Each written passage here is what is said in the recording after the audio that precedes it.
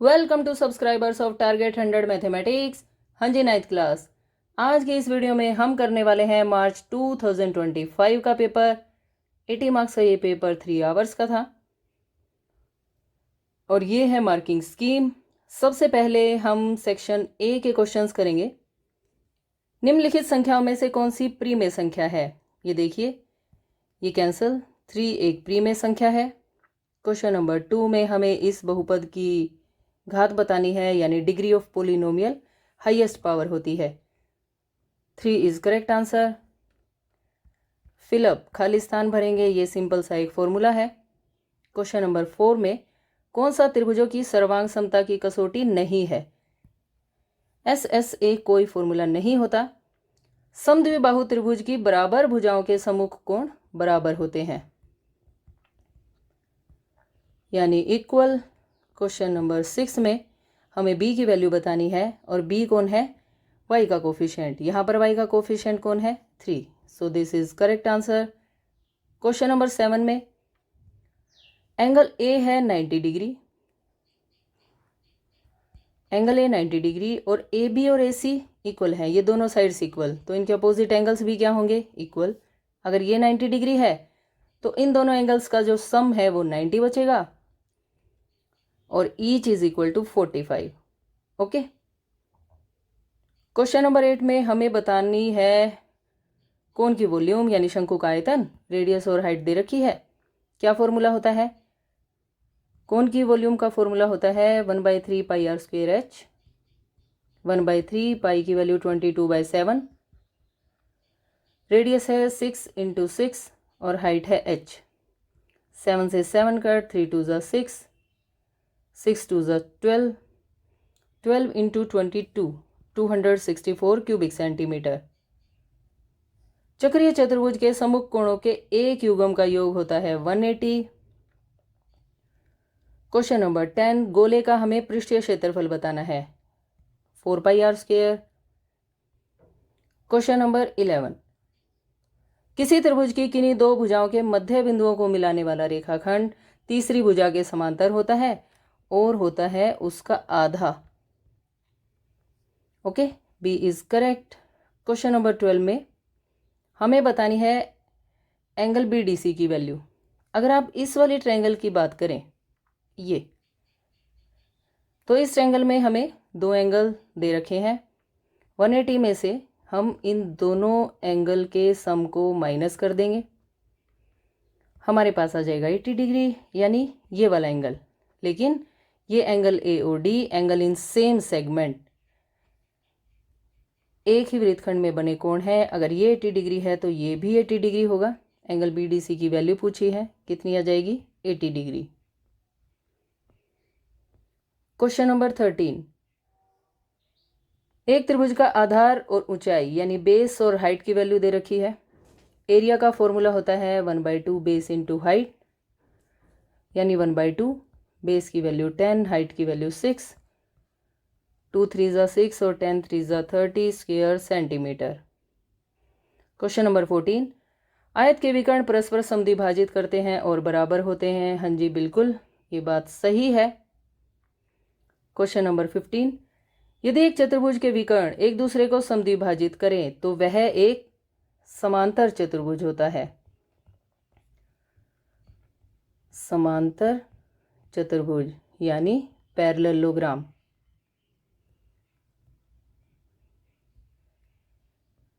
Question number 16 में हमसे पूछा गया है ये वाला angle, vertically opposite angles equal होते हैं, ये होगा 60 degree. C is correct.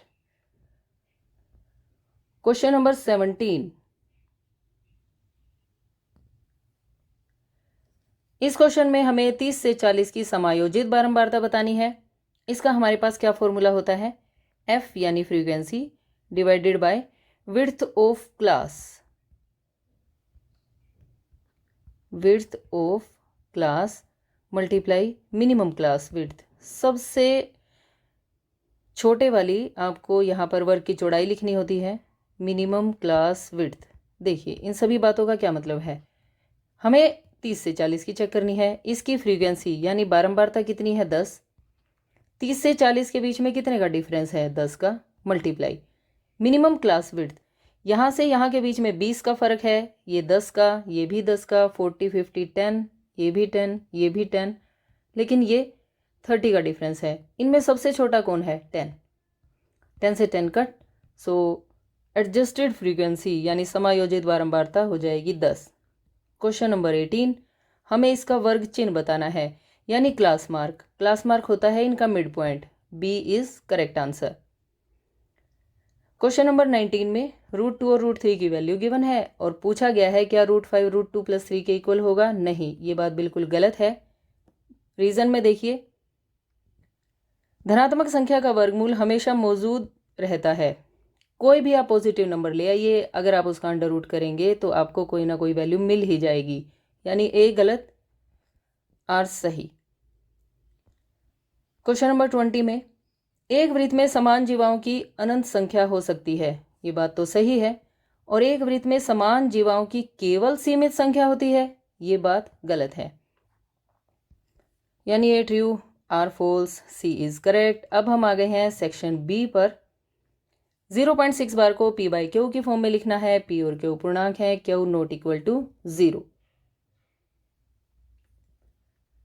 Question number 21, सबसे पहले x को लिखेंगे 0.6 बार, इसे हम 0.666 डैश डैश लिख सकते हैं।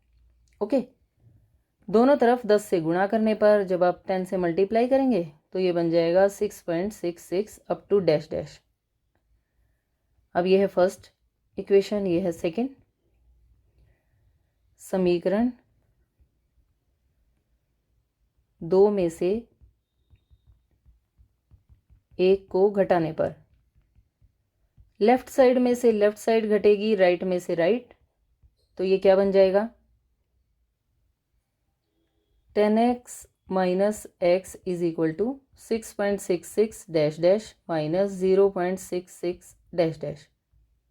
10 माइनस 1 की वैल्यू 9, और जब आप इसे सब्ट्रैक्ट करेंगे तो हमारे पास बच जाएगा 6.00, और पॉइंट के बाद 0 की कोई वैल्यू नहीं होती।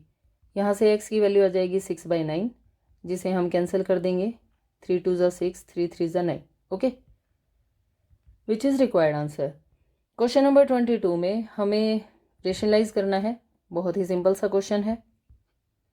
1/2 प्लस √3 मल्टीप्लाई कर दीजिए 2 माइनस √3 से, और डिवाइड भी 2 माइनस √3 से। न्यूमरेटर एज इट इज़, और डिनोमिनेटर में a plus b a minus b का रूल लगेगा, a² माइनस b²। यहाँ पर आप साइड में लिख देंगे a plus b a minus b is equal to a² minus b²। Okay, 2 minus √3 as it is, 2 का स्क्वायर 4, √3 का स्क्वायर 3 होता है, 4 माइनस 3 की वैल्यू 1, और डिनोमिनेटर में 1 लिखने की कोई ज़रूरत नहीं होती। ना इस क्वेश्चन की चॉइस में भी हमारे पास बहुत ही सिंपल सा क्वेश्चन है, मल्टीप्लाई करनी है।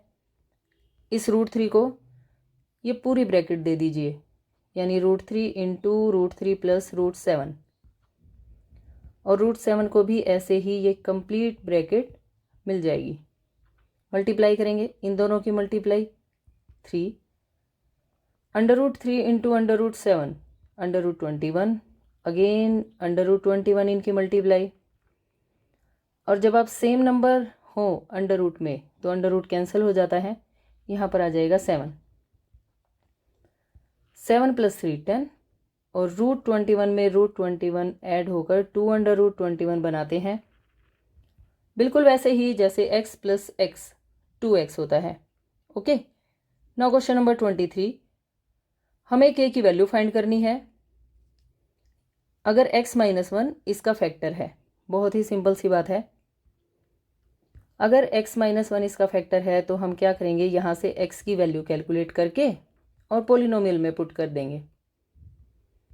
px क्या है, kx² minus 3x plus k। अगर x - 1 इसका फैक्टर है तो x की वैल्यू 1 इसमें पुट कर देने से आंसर 0 आना चाहिए।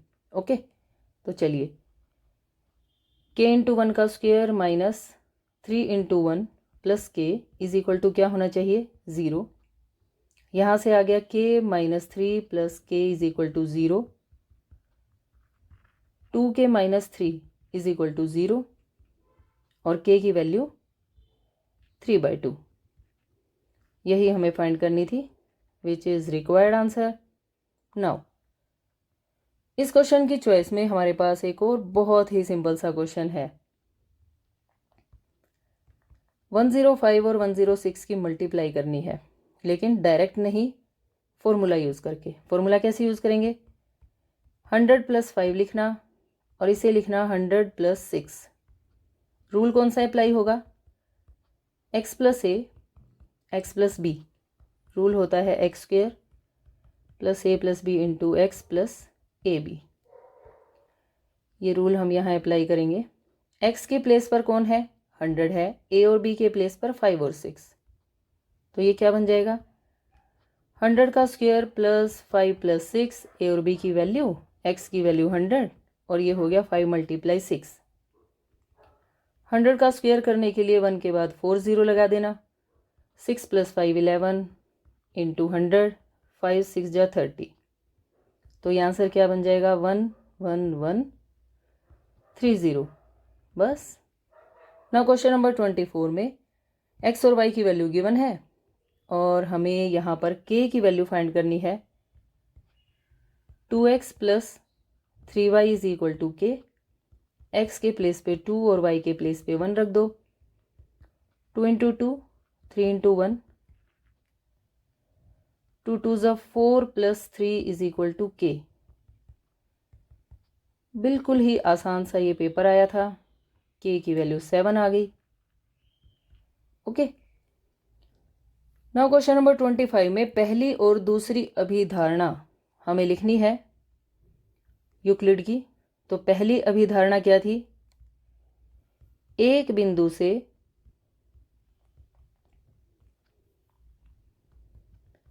एक अन्य बिंदु तक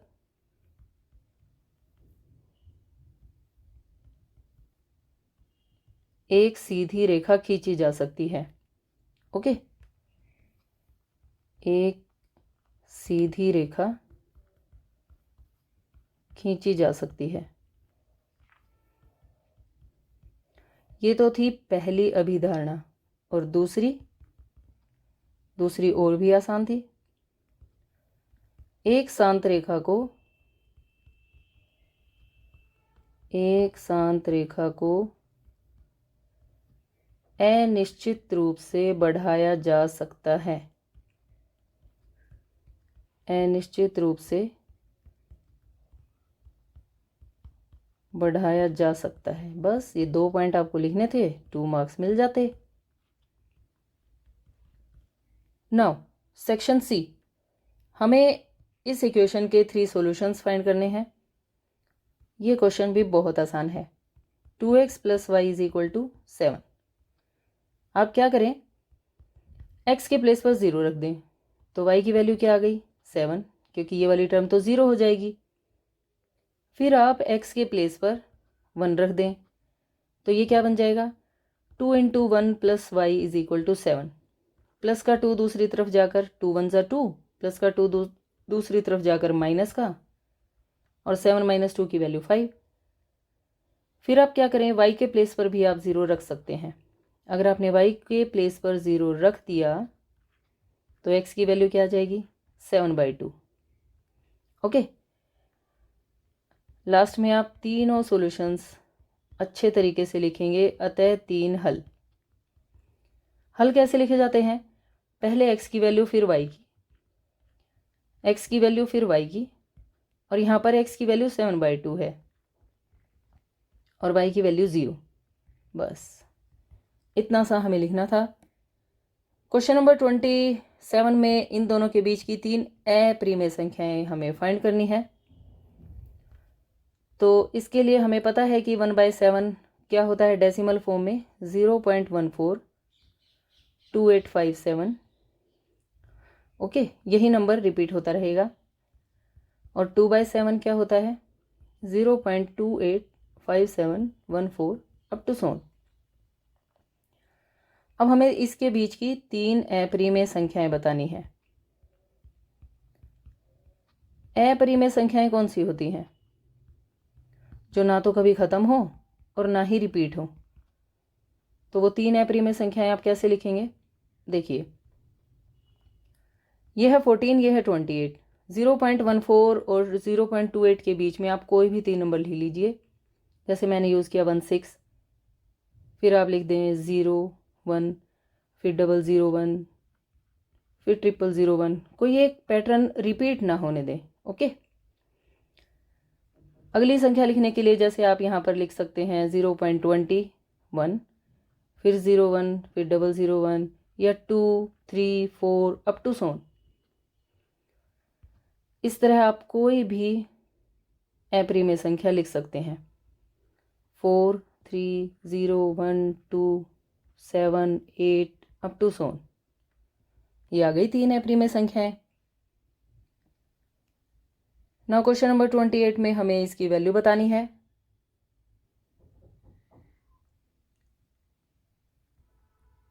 इसके लिए हमें पता होना चाहिए a plus b plus c का होल स्क्वायर क्या होता है। a square plus b square plus c square plus 2ab plus 2bc plus 2ca। Okay, ये रूल हम यहाँ अप्लाई करेंगे। -2x plus 3y plus 2z। First term का square हम लिखेंगे माइनस के 2x का स्क्वायर, 3y का स्क्वायर, 2z का square plus 2 into first term. अब फर्स्ट टर्म माइनस की है तो इसे हम ब्रैकेट में लिखेंगे। फिर second term plus 2 into second term into third term यानी 3y into 2z plus 2 into -2x into 2z। अब बस हमें इन्हें सिंप्लीफाई करना है। ये बनेगा 4x square 9y square 4z square minus ये माइनस आगे आ जाएगा।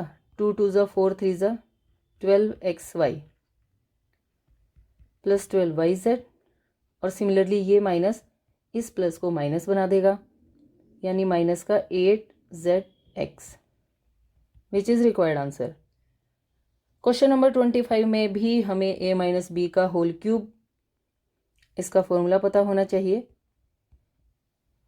a माइनस बी का होल क्यूब क्या रूल होता है? a cube minus b cube minus 3ab into a minus b. Okay, तो ये रूल हम यहाँ अप्लाई कर देते हैं x माइनस 2/3y के ऊपर।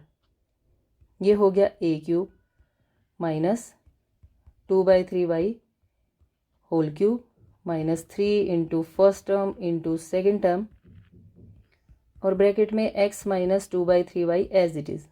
ओके, बस अब आपको ये सिंप्लीफाई करना है और आंसर आ जाएगा 8/27 y क्यूब 3 से 3 कट माइनस का 2xy x माइनस 2/3y और नेक्स्ट लाइन में हम ये ब्रैकेट ओपन कर देंगे।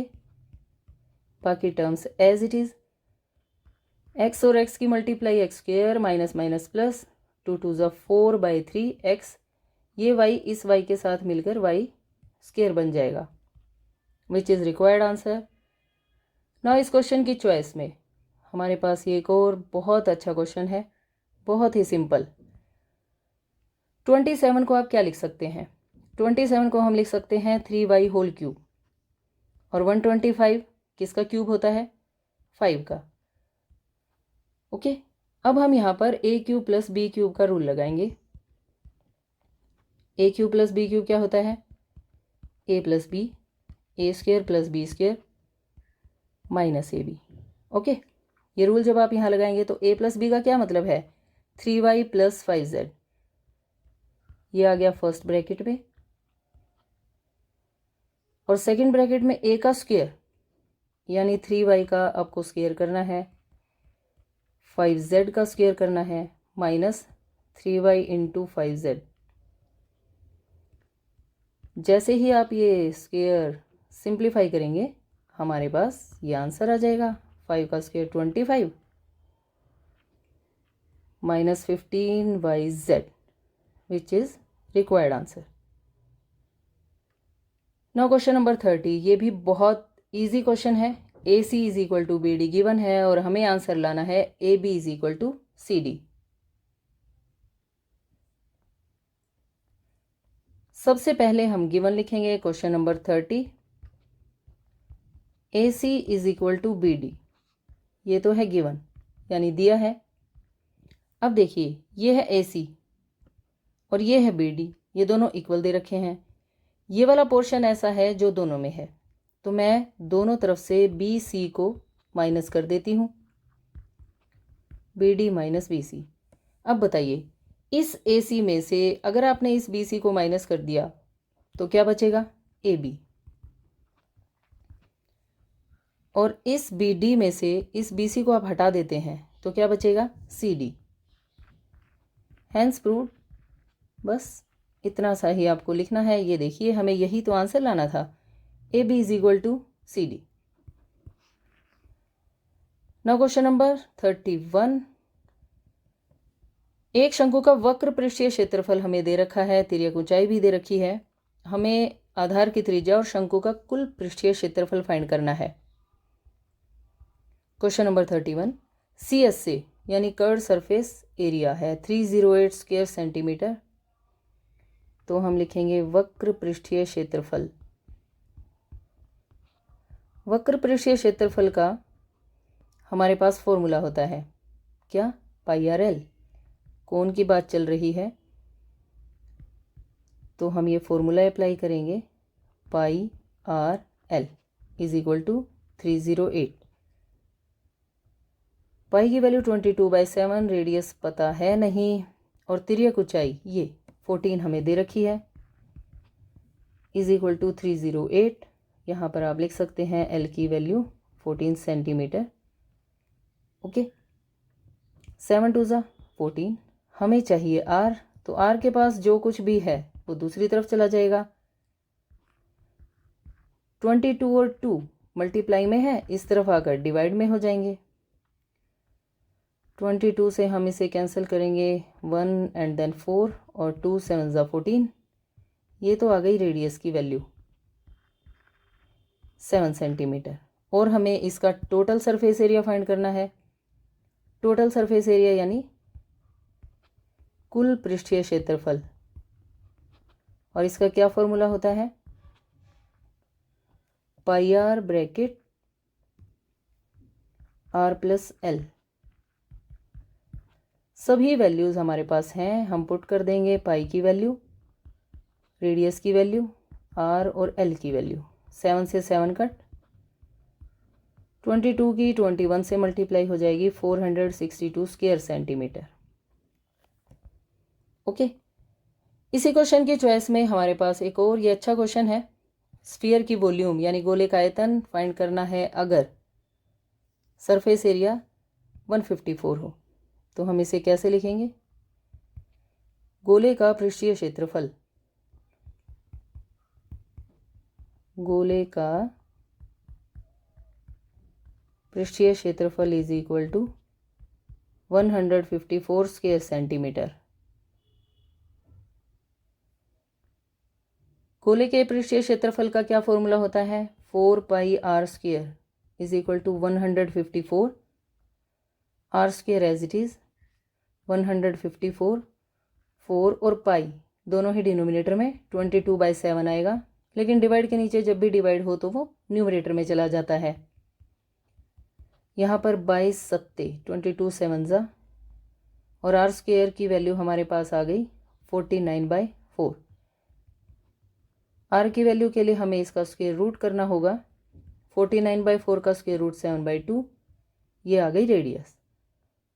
अब हमें इस गोले का आयतन फाइंड करना है। गोले का आयतन क्या फॉर्मूला होता है, volume of sphere 4/3 pi r cube.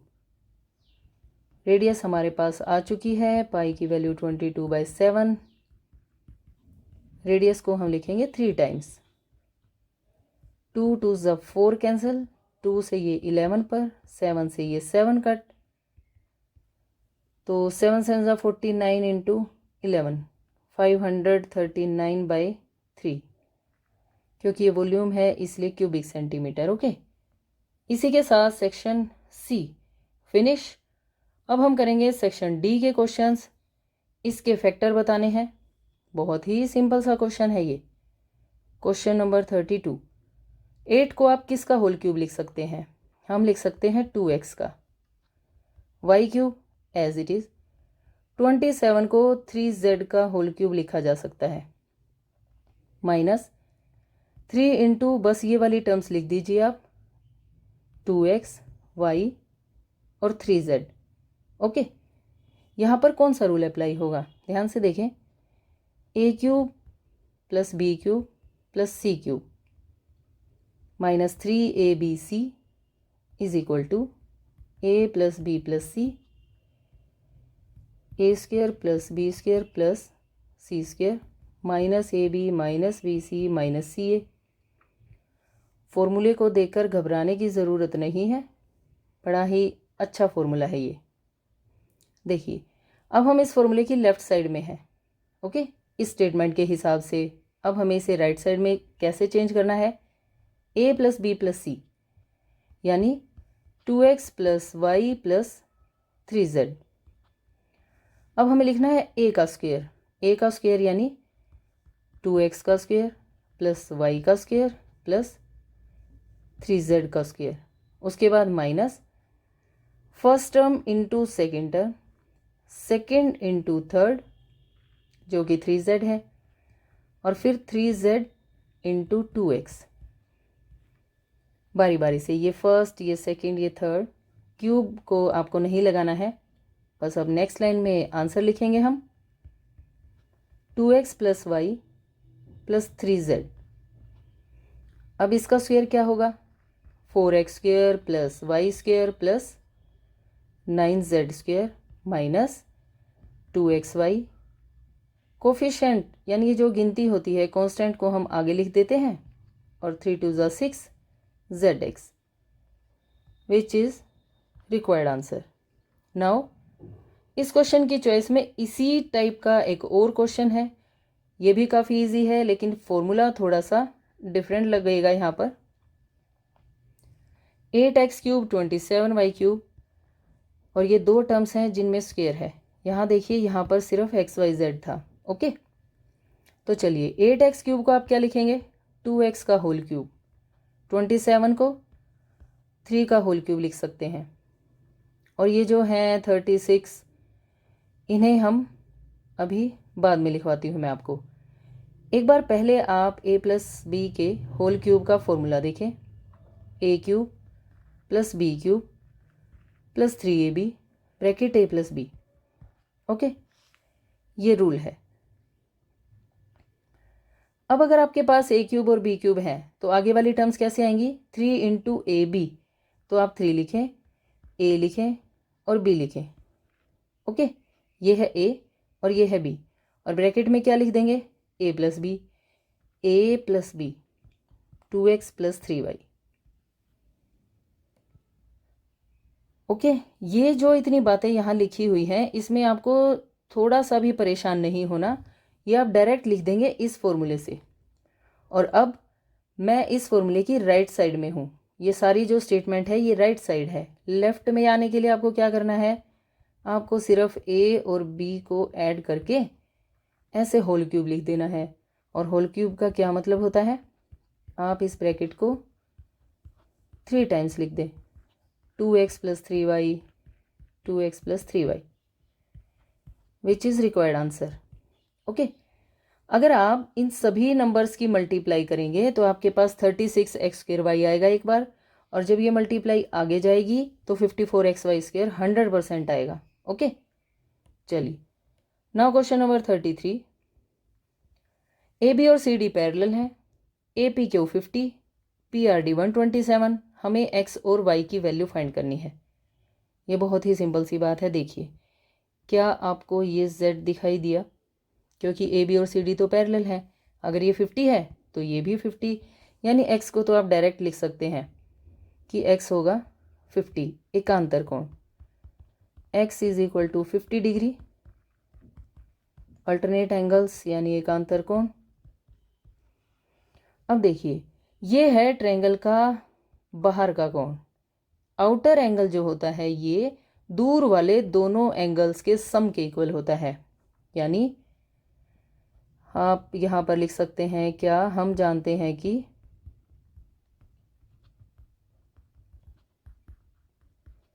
त्रिभुज का बाह्य कोण, क्योंकि 5 मार्क्स का है तो आप डायरेक्ट लिख देंगे तो फिर मार्क्स कट सकते हैं। त्रिभुज का बाह्य कोण जो ये दूर वाले कोण होते हैं इनके योग के बराबर होता है। दूरस्थ कोणों के योग के बराबर होता है।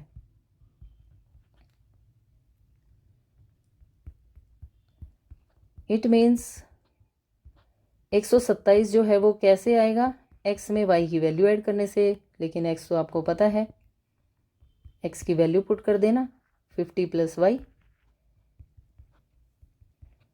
तो y की वैल्यू क्या आ जाएगी 127 - 50 यानी 77 डिग्री। x और y की वैल्यूज़ हमें फाइंड करनी थी बस, विच इज़ रिक्वायर्ड आंसर। एक आंसर आपने स्टार्टिंग में ही लिख दिया। थोड़ा सा और बड़ा बनाना चाहें तो आप यहाँ पर ये भी लिख सकते हैं कि AB पैरेलल CD और PQ तिर्यक रेखा है। ओके, फिर ये कंप्लीट हो जाएगा आपका क्वेश्चन। एकांतर कोण बन जाएंगे और x की वैल्यू आ जाएगी। Okay, now question number 34। ABC और DBC, ये दो ट्रायंगल्स हैं ABC और DBC। एक ही इनका बेस है ये वाला BC। दोनों ही समद्विबाहु त्रिभुजें हैं। समद्विबाहु त्रिभुज मतलब ये वाली साइड इस साइड के इक्वल और ये वाली साइड इस साइड के। हमें आंसर लाना है angle ABD is equal to angle ACD। बहुत ही सिंपल सी थ्योरम है। देखिए क्वेश्चन नंबर 34। त्रिभुज ABC में पहले हम सिर्फ इस अपर ट्रायंगल की बात करते हैं। AB AC के इक्वल दे रखी है, इसका मतलब हम यहाँ पर एंगल्स के नेम लिख लेते हैं। एंगल 1 इज इक्वल टू 2 और ये 3 और 4। Angle 1 is equal to 2, reason आप क्या लिखेंगे, समान भुजाओं के सम्मुख कोण हमेशा बराबर होते हैं। ओके, ये बन गई आपकी एक तरह से फर्स्ट। नाउ दूसरी ट्रायंगल में देखिए, इन ट्रायंगल DBC, त्रिभुज DBC में यहाँ पर मुझे DB और DC दो साइड्स इक्वल हैं। DB बराबर DC, इसका मतलब angle 3 is equal to angle 4। इसका रीज़न भी आप सेम यही लिख देंगे। ये बन जाएगी सेकंड बात। 1 और 2 को जोड़ने पर इन दोनों को जैसे ही आप ऐड करेंगे आंसर आ जाएगा। 1 और 2 को जोड़ने पर लेफ्ट साइड में लेफ्ट साइड ऐड होगी और राइट में राइट। अब बताइए, अगर आप एंगल 1 में एंगल 3 ऐड करते हैं, 1 में 3 ऐड किया तो ये कंप्लीट एंगल B हो गया, यानी angle ABD is equal to 2 में जब आप 4 ऐड करेंगे तो ये एंगल ACD बन जाएगा। This is equal to ACD। Hence proved, यही हमें प्रूव करना था। फिनिश। Now question number 35। ये हीरोन फॉर्मूले का बड़ा ही सिंपल सा क्वेश्चन है। भुजाओं का अनुपात दे रखा है और हमें परिमाप भी गिवन है 300 मीटर। हमें बताना है एरिया।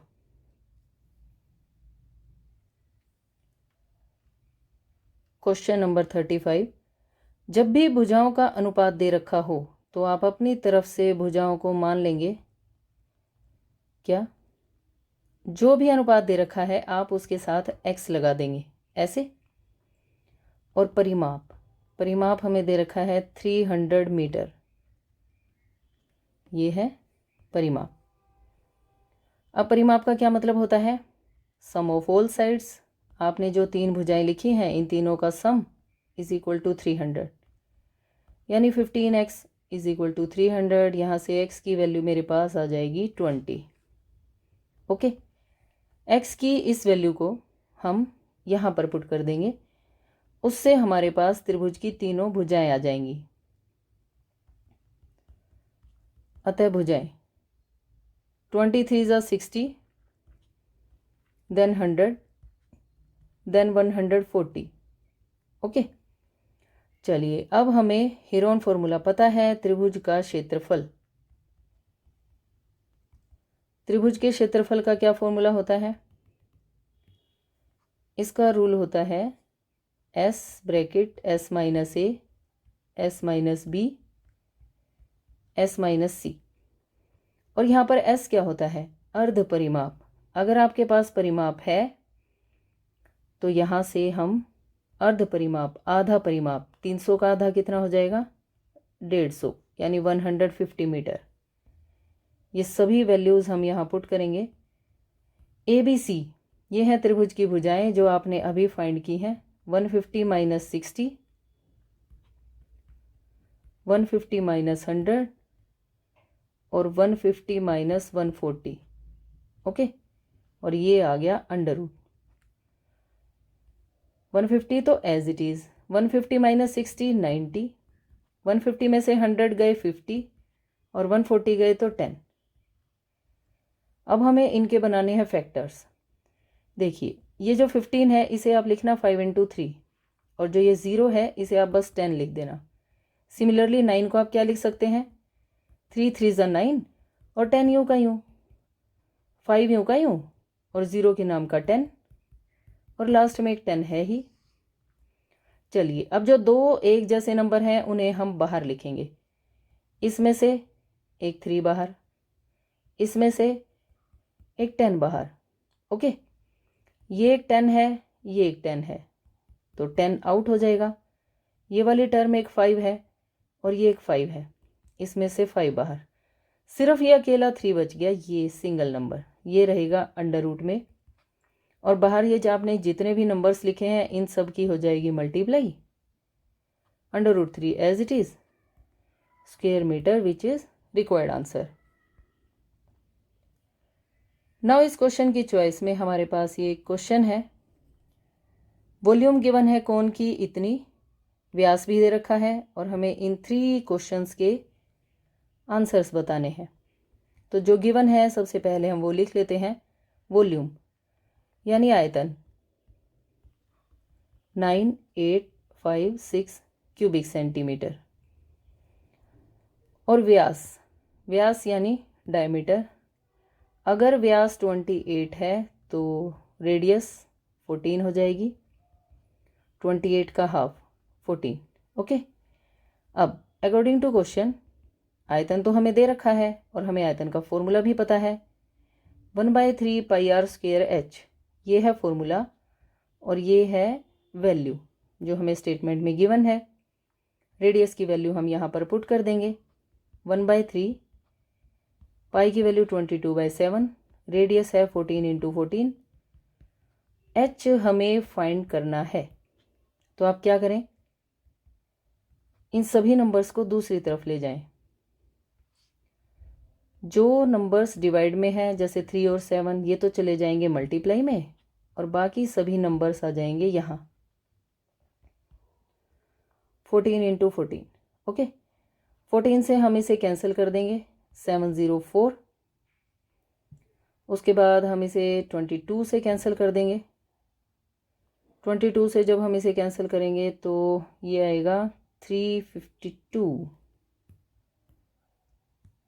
22 से 704 को जब आप डिवाइड करेंगे तो देखिए 66, ये 4, ये 4, 32।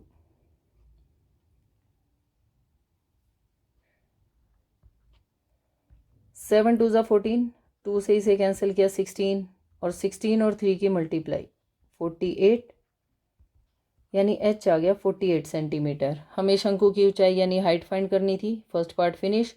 शंकु की तिर्यक ऊंचाई, तिर्यक मतलब l की वैल्यू फाइंड करनी है, और l क्या होता है?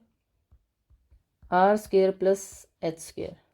r की वैल्यू 14, h की वैल्यू 48। दोनों का स्क्वायर करके सम कर देंगे। 14 का स्क्वायर 196, 48 का स्क्वायर 2304। इन दोनों नंबर्स का सम 2500 और इसका स्क्वायर रूट बन जाएगा 50 सेंटीमीटर। थर्ड पार्ट में हमें इसका वक्र पृष्ठीय क्षेत्रफल बताना है और वक्र पृष्ठीय क्षेत्रफल का फॉर्मूला होता है पाई आर एल।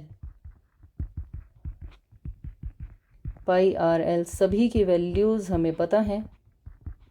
रेडियस है 14, एल की वैल्यू है 50, 7 2 14। इनके मल्टीप्लाई आप करेंगे 2200, क्योंकि ये एरिया है इसलिए स्क्वायर सेंटीमीटर। थर्ड पार्ट भी फिनिश। अब आ जाते हैं हम सेक्शन ई पर। बहुत ही सिंपल सा क्वेश्चन है, देखिए। 5 दोस्त हैं पी, क्यू, आर, एस और टी पर। पी, क्यू, आर, एस और ये है टी। अब हमें इन कुछ क्वेश्चंस के आंसर्स बताने हैं। उस बिंदु का नाम बताइए जहाँ पर y 0 है। y कहाँ 0 होगा? x एक्सिस पर। और x एक्सिस पर कौन सा पॉइंट है? Q। तो ये पॉइंट हो गया Q। तृतीय चतुर्थांश में कौन सा बिंदु है? थर्ड क्वाड्रेंट में। ये होता है थर्ड, ये फर्स्ट, सेकंड, थर्ड, फोर्थ। तो थर्ड में कौन आ गया? R। P पॉइंट के निर्देशांक बताने हैं। P में देखिए ये x एक्सिस से 1 डिस्टेंस पर है और y से भी 1। तो P के निर्देशांक हो गए 1 1। T के निर्देशांक, T कहाँ है? यहाँ। ये देखिए x पर 4 है और y के लिए -2। तो इसके कोऑर्डिनेट्स हो गए 4 -2। बस केस स्टडी तो इतनी ही थी। Now question number 37। ये कोरोना के बारे में कुछ यहाँ पर ये बातें लिखी हुई हैं। चलिए टेबल देखते हैं। इस टेबल का मतलब ये है आयु और यहाँ है मरीजों की संख्या। 5 से 15 जिनकी एज थी, ऐसे मरीज थे सिर्फ 6। ओके। सिमिलरली ये हमारे पास बाकी का डाटा है। सबसे फर्स्ट, उच्चतम आवृत्ति वाला वर्ग अंतराल, सबसे बड़ी फ्रीक्वेंसी कौन सी है? 23। तो वर्ग अंतराल क्या हुआ? 35 से 45। कौन सा आयु वर्ग सबसे कम प्रभावित हुआ? सबसे कम मरीज कहाँ है? 5 पर, यानी 55 से 65। थर्ड क्वेश्चन में कौन सा आयु वर्ग सबसे अधिक प्रभावित हुआ? जहां सबसे ज्यादा मरीज थे। सबसे ज्यादा मरीज कहाँ थे? अगेन इसका आंसर भी है 35 से 45। 45 वर्ष और उससे अधिक आयु के कितने मरीज भर्ती किए गए? ये है 45 वर्ष और उससे ज़्यादा, यानी 14 + 5। तो इसका आंसर कितना हो जाएगा? 19। ओके। नाउ लास्ट क्वेश्चन है केस स्टडी का, ये वाला। एक किसान है, ये उसका खेत है और ये हमें साइड्स दे रखी हैं 360, 200, 240, ये 320 और ये है 400। ओके। यहाँ पर आलू और प्याज उगाए जाएंगे। अब हमें यहाँ पर ये वाला जो पार्ट है, ये वाला, इसमें गेहूँ उगाने हैं। फर्स्ट पार्ट का आंसर देखिए। गेहूं के खेत का अर्ध परिमाप क्या होगा? आधा परिमाप। अब गेहूं का खेत तो यहाँ है, ये है गेहूं के खेत की भुजाएं। तो हम क्या करेंगे? इन सभी साइड्स को ऐड करके और 2 से डिवाइड कर देंगे। 800 का हाफ कितना हो जाएगा? 400 metre. Okay. Now second part, उस खेत का अर्ध परिमाप ज्ञात कीजिए जिसमें वह आलू और प्याज उगाना चाहता है। अब आलू और प्याज के लिए 3 साइड्स कहाँ हैं? 1, 2 और ये 240 दोबारा से आ जाएगी। तो इसका अर्ध परिमाप क्या बनेगा? 240 + 400 + 320 डिवाइडेड बाय 2। इन सभी का सम आएगा 960। जब आप 2 से डिवाइड करेंगे तो ये बन जाएगा 480 मीटर। नाउ लास्ट क्वेश्चन है, इसमें हमें पूरे खेत का परिमाप बताना है। अब पूरे खेत के परिमाप का मतलब है आपको खेत की साइड्स ऐड करनी है, 1, 2, 3 और ये 4, यानी 200 + 360 + 320 + 400। ये वाली साइड 400 है।